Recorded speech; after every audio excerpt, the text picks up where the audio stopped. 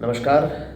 जैसा कि हम सब ने किताबों में भी पढ़ा है और बचपन से हम पढ़ते आ रहे हैं कि भारत एक लोकतांत्रिक देश है और भारतीय संविधान ने लोकतंत्र की व्यवस्था दी है और इस लोकतांत्रिक व्यवस्था के तहत बहुमत के आधार पे हम जो है सभी लगभग सभी चीज़ों का चुनाव करते हैं, चाहे वो राजनीति हो, चाहे सामाजिक ढांचा हो, चाहे पारिवारिक ढांचा हो।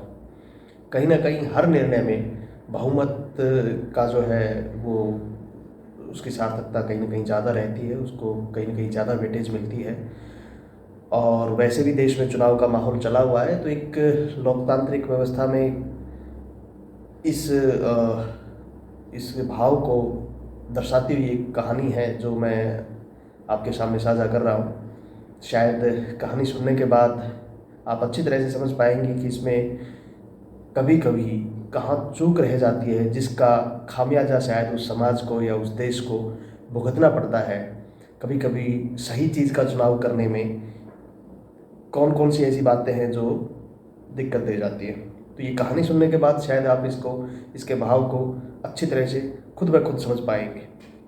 कहानी यूँ है कि एक बार एक हंस का जोड़ा था, और हंस जो यहाँ पे हंस का उदाहरण इसलिए दिया गया कि हंस जो है वो अपनी सज्जनता के लिए प्रसिद्ध है। हंस शांति के लिए, सज्जनता के लिए हंस को जाना जाता है। उसकी प्रवृत्ति कुछ इस प्रकार की है कि उसमें शालीनता है।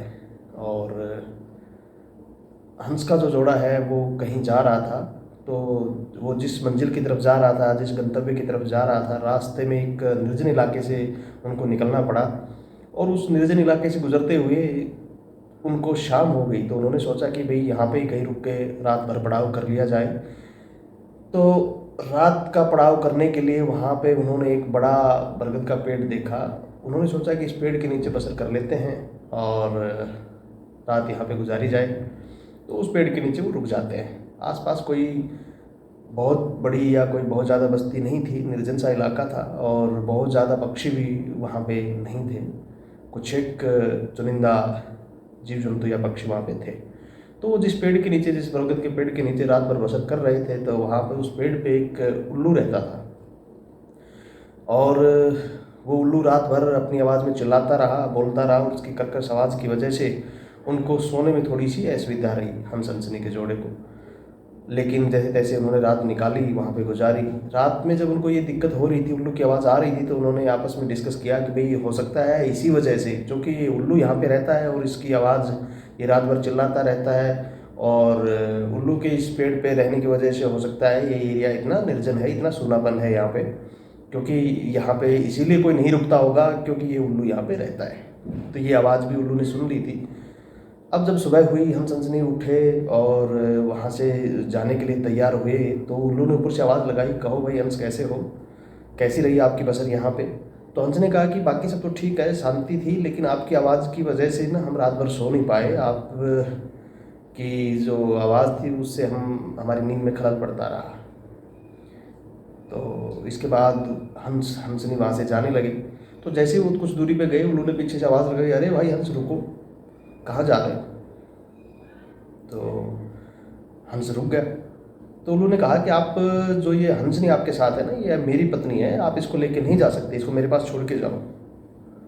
तो हंस जो है वो आश्चर्यचकित था कि भाई ऐसे कैसे हो सकता है, हंसनी तो मेरी पत्नी है, मेरे साथ आई है, मेरी पत्नी है और मेरे साथ ही जाएगी, मैं ऐसे कैसे छोड़ सकता हूँ। अरे भाई क्या बात करते हो तुम, हंसनी मेरी पत्नी है।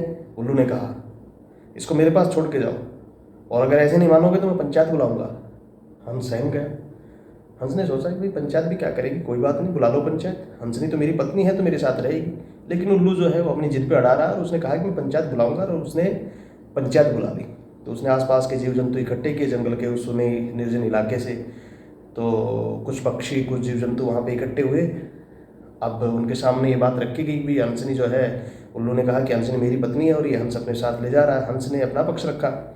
तो इस दोनों के पक्ष रखने के बाद जो वहाँ के लोग थे, जो वहाँ के जीव जंतु थे, जो वहाँ के पक्षी थे, उन्होंने आपस में सलाह मिलाई कि यार ये जो हंस है ये तो बाहर से आया है, आज यहाँ पे है, आज यहाँ से चला भी जाएगा, और आने वाले टाइम में इससे तो ज़रूरी नहीं कोई काम पड़े हमें। और ये जो उल्लू है ये यहाँ का स्थायी निवासी है, इस पेड़ पे हमेशा से रहता है हमारे साथ, इससे हमें ज़रूरत पड़ती रहती है। तो क्यों ना उल्लू के पक्ष में मत दिया जाए, अपना तो उन्होंने सर्वसम्मति से एक निर्णय दिया और निर्णय ये दिया कि भाई उल्लू के पक्ष में निर्णय देते हुए कहा कि हाँ, ये जो हंसनी है ये उल्लू की ही पत्नी है, ये जो हंस है ये झूठ बोल रहा है। हंस बड़ा दुखी हुआ और वो दुखी मन से वहाँ से जाने लगा। पंचायत छूट चुकी थी, दुखी मन से वहाँ से अकेला जाने लगा। जैसे ही वो फिर कुछ दूरी पे गया तो उल्लू ने आवाज़ लगाई पीछे से, अरे हंस भाई रुको। हंस ने कहा, यार अब क्या बच गया मेरा, अब जो मेरी पत्नी थी वो तुमने रख ली है और पंचायत ने भी फैसला तुम्हारे पक्ष में दिया है, तो मेरा अब क्या बचा, अब तो मेरा पीछा छोड़ो, अब क्यों रोक रहे हो मुझे जाने दो। तो उल्लू ने कहा, भाई रुको हंस, ये जो हंसनी है ये तुम्हारी ही पत्नी है। हंस आश्चर्यचकित, यार फिर जब ऐसा था तो तूने इतना ज़्यादा क्यों किया, ये तो मैं कह ही रहा हूँ मेरी पत्नी है ही और है भी मेरी पत्नी। बोलो नहीं, हंसनी जो है ये तुम्हारी ही पत्नी है। मैंने तो तुम जो ये कह रहे थे कि ये इलाका इसलिए निर्जन है, यहाँ पे विकास इसलिए नहीं हो पाया, डेवलपमेंट की कमी इसलिए है कि यहाँ पे एक उल्लू रहता है, इस उल्लू की वजह से इलाका शायद निर्जन है।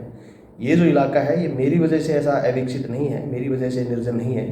ये इलाका, ये जो लोग यहाँ पे हैं जिन्होंने बहुमत मेरे पक्ष में दिया, जिन्होंने चुनाव ये जो चुन रहे हैं जिनको, ये उस वजह से, इन लोगों की वजह से है, मेरी वजह से नहीं है। मैं तो अकेला हूँ यहाँ पे। तो साथियों, प्रजातंत्र का, लोकतंत्र का, लोकतंत्र में बहुमत के महत्व का इससे सटीक अंदाज़ा लगाया जा सकता है।